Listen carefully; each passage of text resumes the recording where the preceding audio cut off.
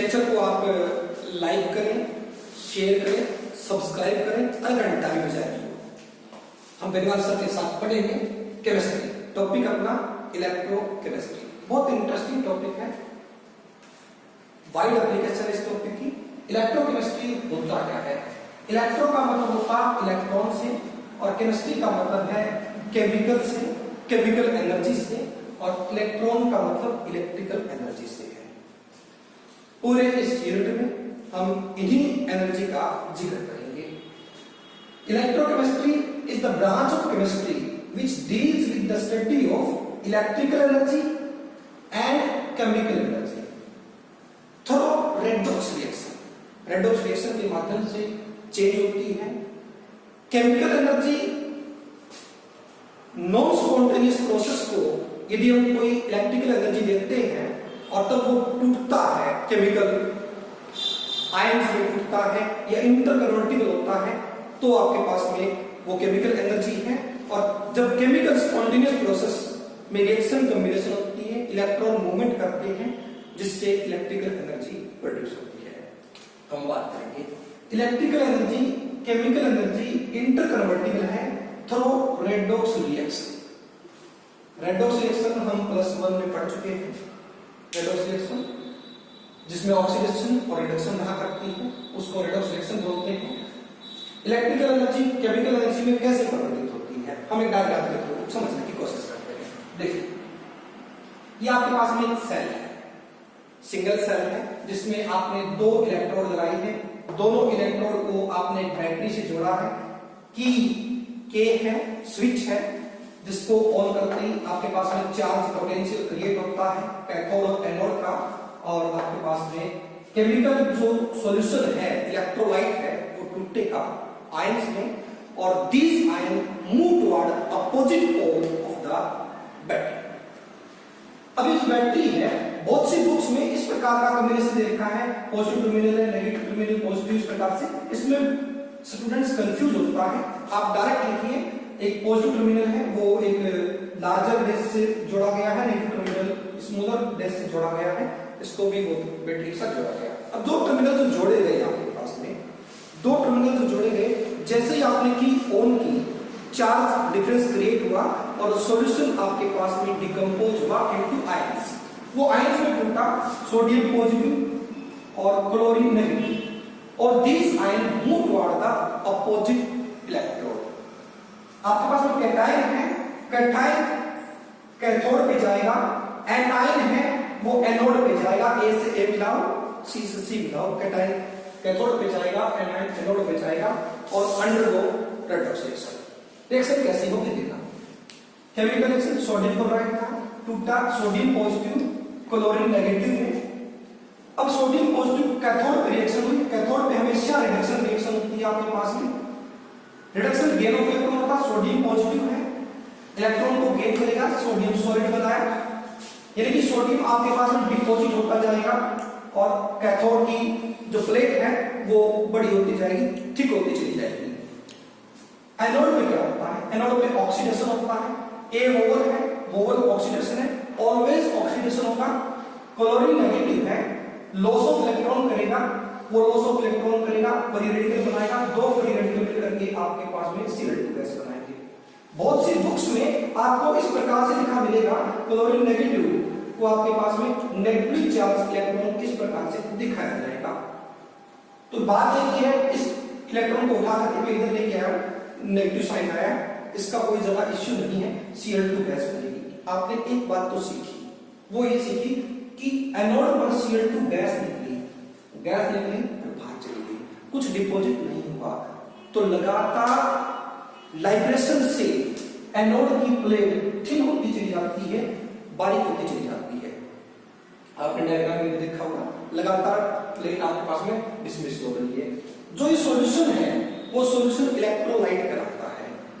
Electrolyte वो solution which decompose into its ion after passing by electricity.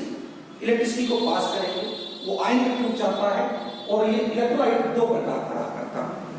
छोटी class में आपने पढ़ा था, स्ट्रॉन्ग इलेक्ट्रोलाइट और weak electrolyte. Strong electrolyte HCl casing etcetera, जो 100% आयन में टूट जाए, वीक इलेक्ट्रोलाइट है, acetic acid, sodium acetate, potassium acetate etcetera, जो आपके पास में पार्शियली टूटे 50%, 60%। इसके आगे हम बात करेंगे एक्वस सोडियम क्लोराइड की।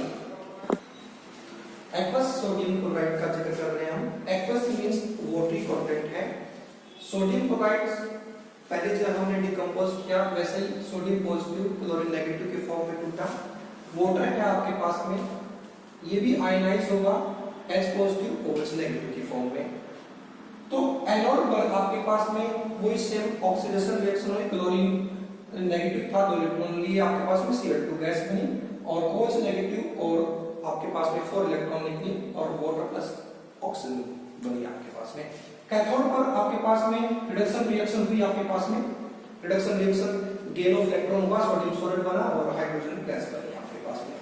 अब आपने एक चीज नोट की, बहुत इंपॉर्टेंट क्वेश्चन है, नीट में, एग्रीकल्चर में, काफी कॉम्पिटिटिव एग्जाम में पूछा जाता है, वो है आपके पास में ये पूछा जाता है कि ऑक्सीजन गैस कहां पर लाइब्रेट होती है। ऑक्सीजन गैस एनोड पर लाइब्रेट होती है। एक जनरल सेंस और लगाइए आप, वहां पर क्लोरीन गैस भी लाइब्रेट हुई थी, ऑक्सीजन गैस भी लाइब्रेट हुई थी। इसका मतलब है कि कोई भी नेगेटिव चार्ज स्पीशीज गैस है वो निकलेगी तो एनोड पर ही निकलेगी, डिपॉजिट होगी तो वो कैथोड पर डिपॉजिट होगी। ऐसा हम एक्वस सोडियम क्लोराइड के साथ करते हैं। Similar gas aqueous copper sulphate के साथ अराइज होता है। सिमिलर गैस हम कॉपर सल्फेट एक्वस सॉल्यूशन की बात कर रहे हैं। कॉपर सल्फेट एक्वस सॉल्यूशन में copper sulphate copper two positive, sulphate two negative में टूटेगा।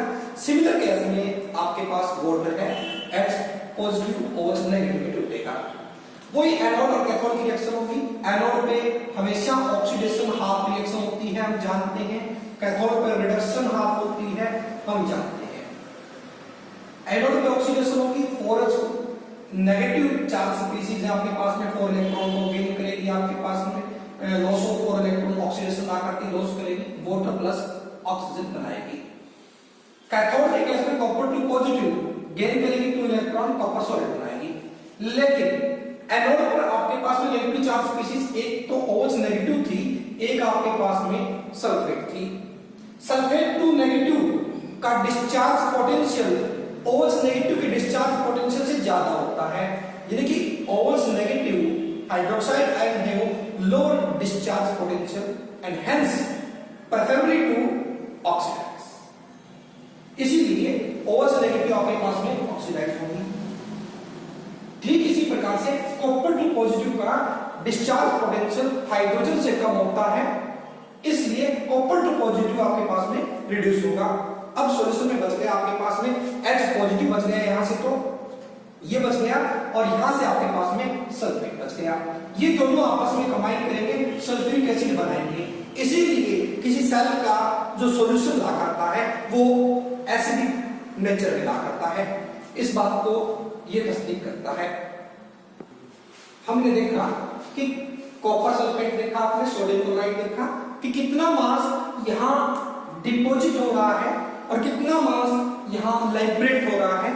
ये एक्सप्लेन करने के लिए फेराडे साहब आए।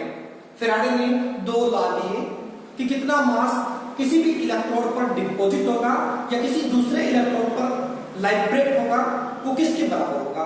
वो डिपेंड करेगा कितना चार्ज आपने सप्लाई किया है, कितना क्वांटिटेशन चार्ज सप्लाई किया है, उसके डायरेक्टली प्रोपोर्शनल मास आइदर डिपॉजिट होगा और लाइब्रेट होगा।